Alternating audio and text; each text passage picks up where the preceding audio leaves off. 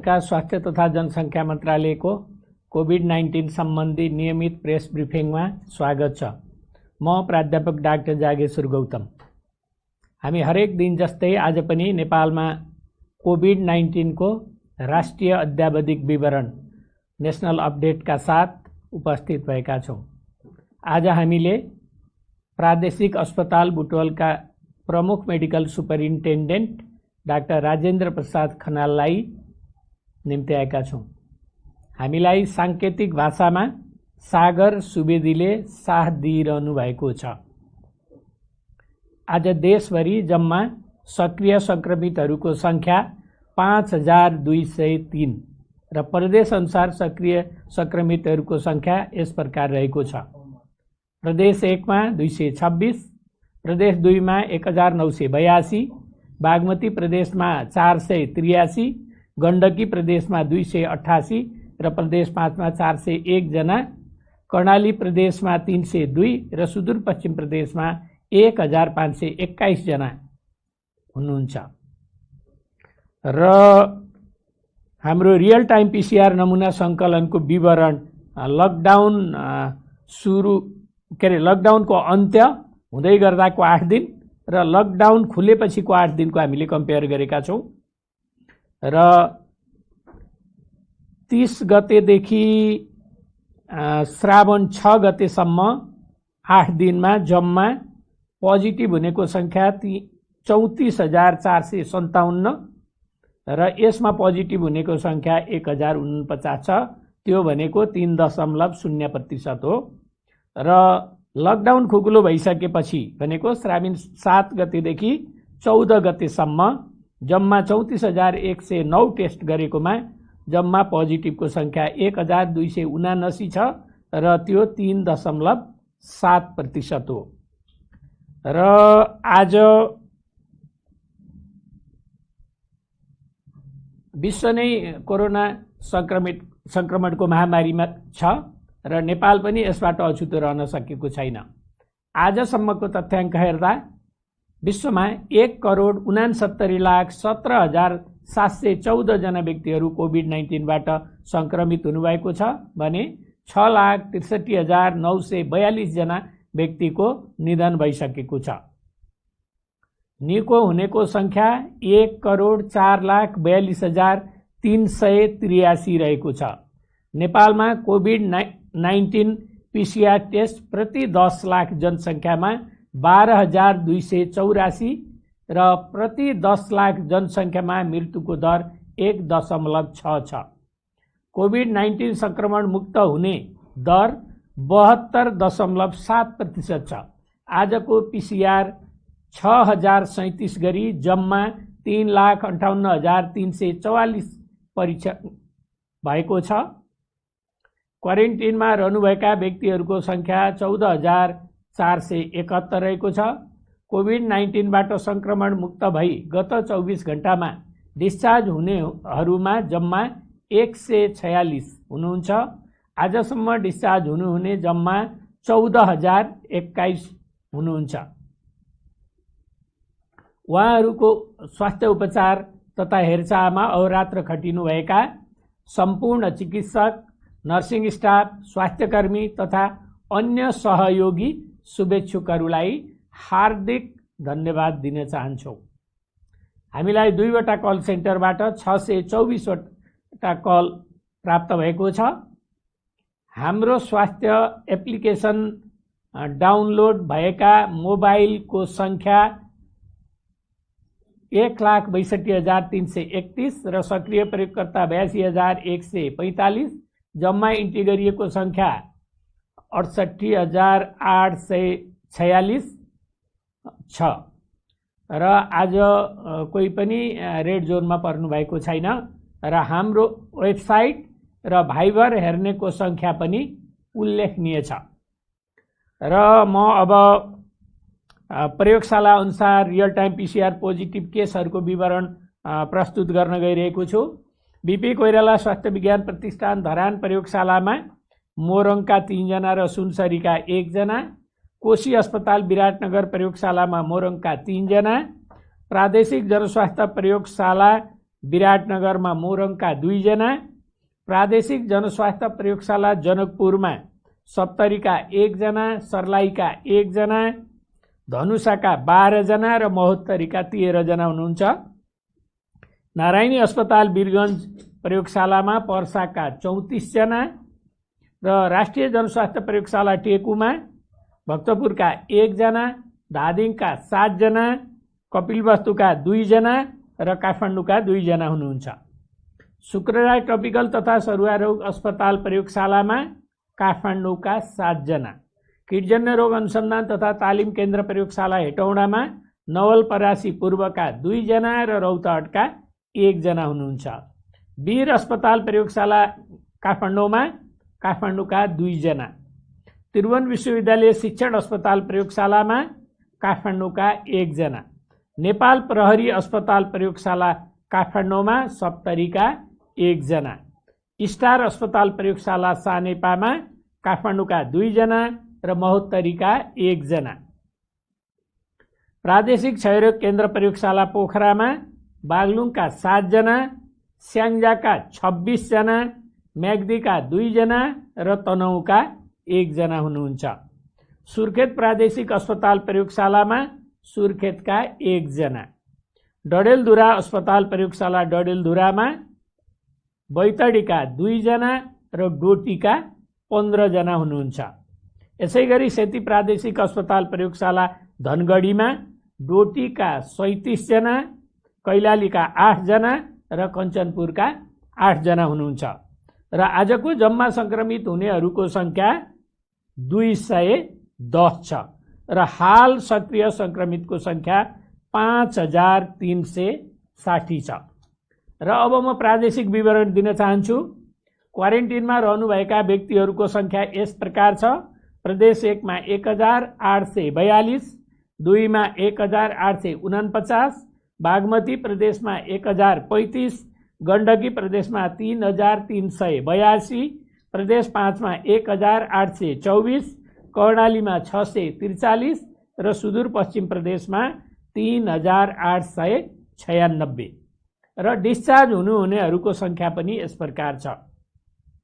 प्रदेश 1 मा 789, 2 मा चाहिँ 3018, बागमती प्रदेशमा 518, गण्डकी प्रदेशमा 1227, प्रदेश 5 मा 3910, कर्णाली प्रदेशमा 1686 र सुदूरपश्चिम प्रदेशमा 2873 गरी जम्मा 14021 जना संक्रमण मुक्त भई डिस्चार्ज हुनुभएको छ।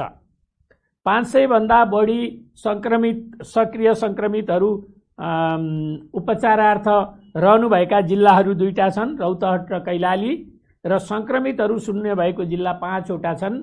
ती जिल्लाहरू हुन् भोजपुर, सङ्खुवासभा, रसुवा, मनाङ र मुस्ताङ।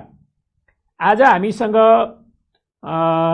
प्रादेशिक अस्पताल बुटोलका प्रमुख medical superintendent doctor Rajendra Prasad Khanal हुनुहुन्छ र यो त्यही अस्पताल हो जहाँ पहिलोचोटि कोभिड-19 संक्रमण भई आइसियुमा चाहिँ उपचार सुरु गरिएको थियो नेपालमा।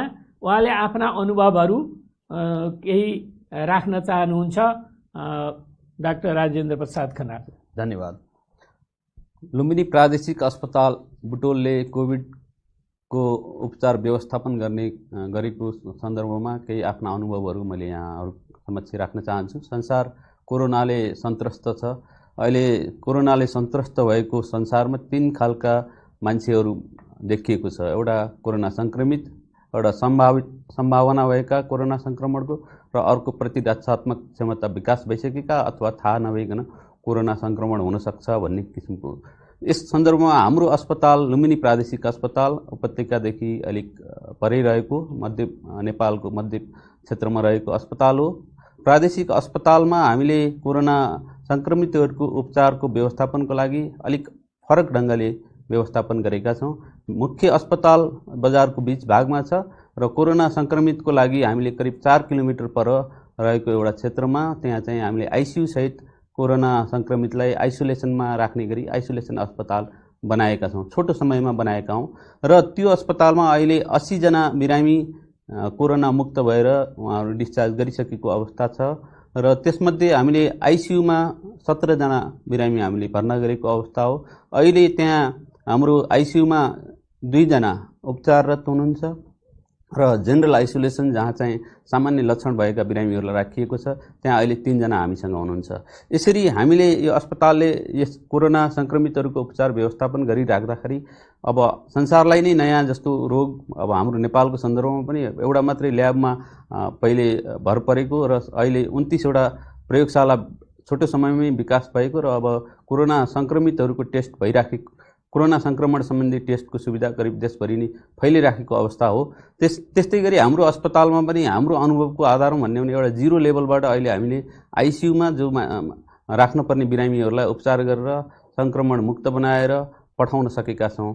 जस्तो एउटा अनुभव यहाँहरूलाई म भन्न चाहन्छु, वैशाख 19 गते हाम्रो रूपन्देहीका कोरोना संक्रमित जो भनौँ भने प्रदेश 5 मा पहिलो केस थिए, उनी संक्रमितको रूपमा पत्ता लागेका, उहाँलाई हामीले पहिलो केसको रूपमा भर्ना गऱ्यौँ र हाम्रो अस्पतालमा जुन आइसोलेसन अस्पतालमा 36 वटा बेड रहेको थियो, 36 वटा बेड कम्प्लिट रूपमा सबै कोरोना पोजिटिभली भरिसकेपछि मात्रै हामीले अन्य अस्पताल जस्तो नजिकमा भएको भीम अस्पताल, अब बेलजुन्डी अस्पताल, पश्चिमतिरको प्रदेश नम्बर 5 को नेपालगञ्ज अस्पतालले चाहिँ म्यानेज गरेको अवस्था हो। समग्रमा प्रदेश 5 मा 4 वटा आइसोलेसन अस्पताल छन्।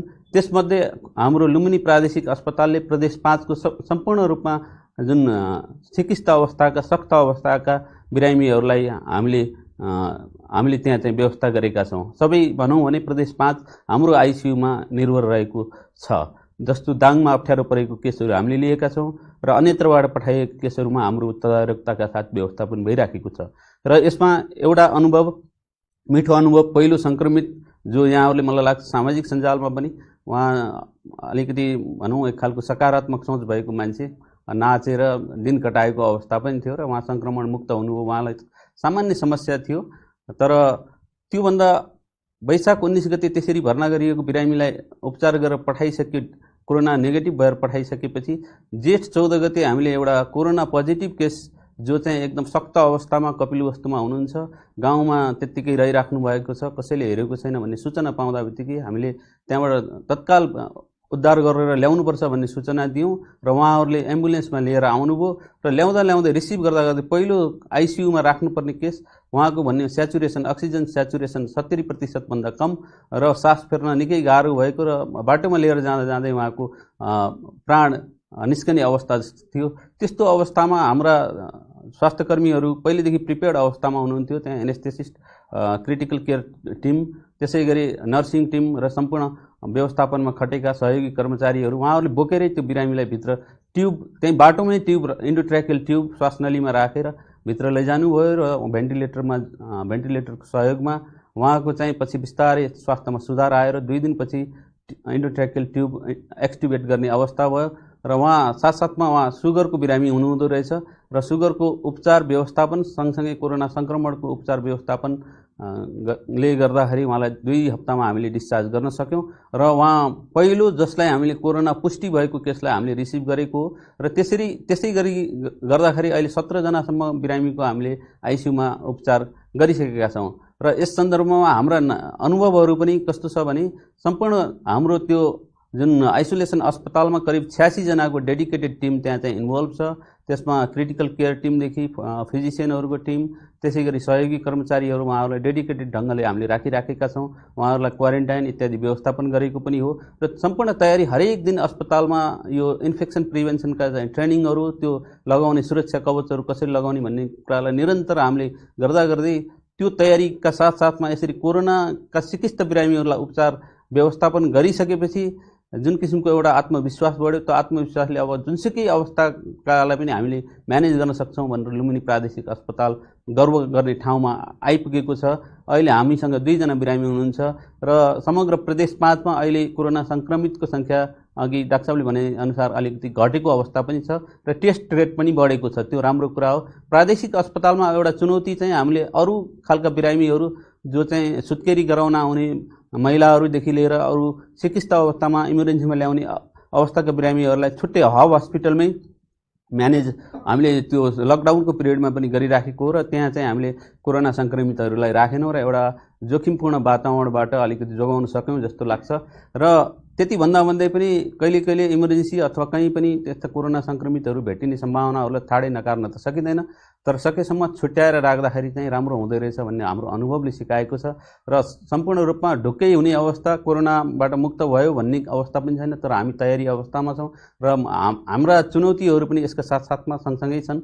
जस्तो कि हाम्रा स्वास्थ्यकर्मीहरू पनि 3 जना सङ्क्रमित हुनुभयो, त्यसमध्ये 2 जना प्यारामेडिक्स र 1 जना डाक्टर साहब, तर उहाँहरूलाई पनि अहिले कोरोना नेगेटिभ भएर अब उहाँहरू रिकभर भइसक्नु भएको छ। उहाँहरूलाई खासै भने पनि लक्षण पनि देखिएको छैन। र हाम्रो अनुभवले के बताउँछ भने समग्रमा कोरोना सङ्क्रमितहरूको धेरैजसो सङ्ख्या चाहिँ लक्षण रहित अवस्थामा छ र कसैलाई आइसियुमा म्यानेज गर्नुपर्ने अवस्था छ। र अबको प्राथमिकता मलाई लाग्छ आइसियुमै राख्नुपर्ने अवस्थाका बिरामीहरू, र सरकारले पनि दिएका निर्देशनहरू अहिले होम आइसोलेसन, होम क्वारेन्टाइनलाई बढी महत्त्व दिएको देखिन्छ र मलाई लाग्छ सबै किसिमको व्यवस्थापनमा त्यो राम्रो पक्ष हो।